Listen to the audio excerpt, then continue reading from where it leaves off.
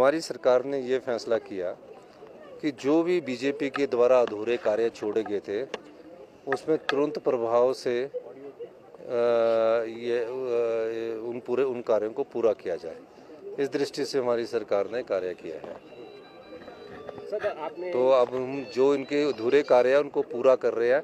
ये तो फटाफट इन्होंने क्या किया कि शिलान्यास किए, उद्घाटन किए, आधी अधूरी बिल्डिंगें रख दी। हम उसको पहले बजट में एलोकेट करके उनको पूरा कर रहे हैं और नई बिल्डिंगों का शिलान्यास हम 30% पैसा डिपॉजिट होने के बाद कर रहे हैं। सर, आपने बड़ी बात अपने संबोधन में कही कि जो सामर्थ है उनको मुफ्त कुछ नहीं मिलेगा। जब आपने सबसे गांव का व्यक्ति नहीं, मैंने ये कहा कि जो सामर्थ है, जो देने के काबिल है और जो देना चाहता है वो अपनी मर्जी से भी उनको छोड़ना चाहिए।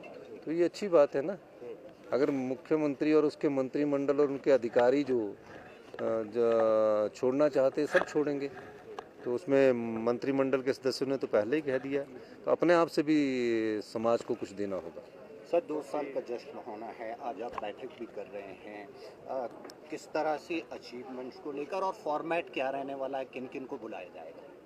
देखिए, 2 साल के जश्न तो नहीं है, 2 साल का हमारा कार्यकाल पूरा होने जा रहा है और कार्यकाल पूरा होने पर 2 साल में हम प्रदेश की अर्थव्यवस्था को पटड़ी पर लाने में सक्षम हुए हैं। 2 साल में हमने कई विभागों में व्यवस्था परिवर्तन किया है और कई बार कहा है हमने कि हम सत्ता में सत्ता सुख के लिए नहीं आए हैं, व्यवस्था परिवर्तन करने के लिए आए हैं। इसलिए फैसले लेते हैं, हम फैसलों से नहीं घबराएंगे क्योंकि फैसले हिमाचल के हित में, व्यक्तिगत हित में नहीं है।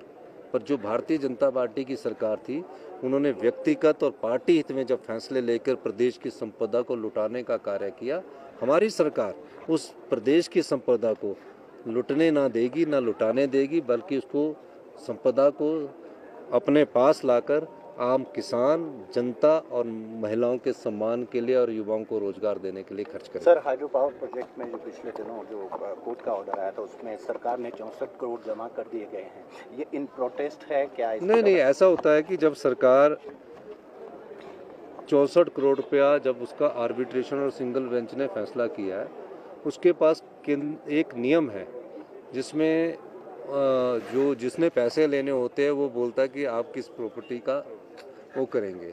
उस नियम के तहत उसमें आगे बात करते हैं और उसकी अपील तब सुनी जाती है जब उसके पैसे जमा होते हैं। तो उसमें पैसे जमा करने में थोड़ी सी देरी हुई, मैंने उसकी भी जानकारी प्राप्त की है। ऐसे ही एक देखो राजस्थान गवर्नमेंट है, उनका बीकानेर हाउस करने के लिए कुड़क कर दिया गया। तो ये व्यवस्था ऐसी है, तो इसमें कोई ज़्यादा इसको सीरियस लेने की ज़रूरत नहीं है।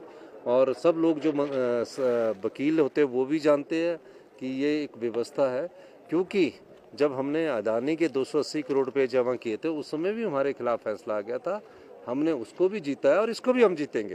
तो मेरा कहने का मतलब है कि जो प्रदेश की संपदा को लुटा दिया जाता है कि इनको दे दिया जाए, वो हमारी सरकार नहीं करने वाली है। आखिर में सर, महाराष्ट्र जो चुनाव के नतीजे आए हैं, कर्नाटका की जो तंत्र में ये सब चलता है।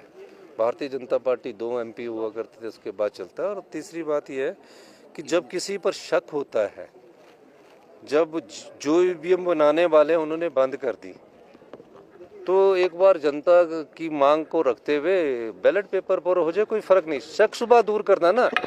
अब टेक्नोलॉजी तो कोई भी है, किसी भी टेक्नोलॉजी को हैक किया जा सकता है। वो तो जो टेक्नोलॉजी के ज्ञाता है एलन मस्क, उसने भी बोला है।